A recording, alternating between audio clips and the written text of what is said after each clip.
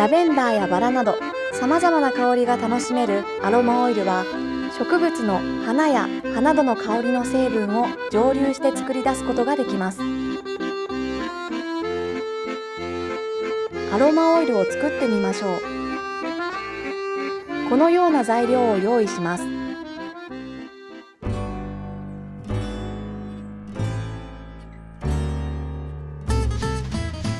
容器の下方に水を入れます。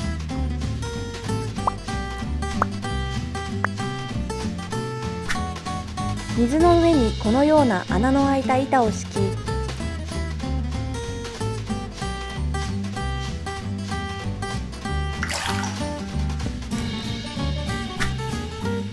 その上に蒸留する花や葉などを置きます。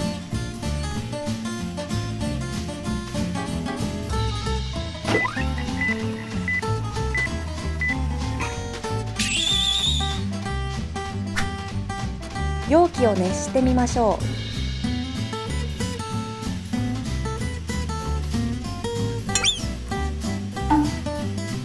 う。熱せられて水蒸気が上昇してきました。水蒸気とともに植物から香りを持つ気体も出てきています。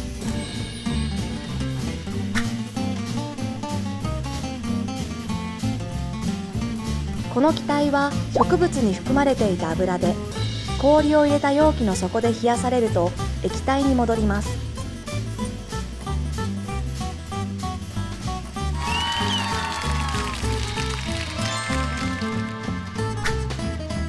液体に戻った油は水に溶けないので、このように水に浮かんで分離されます。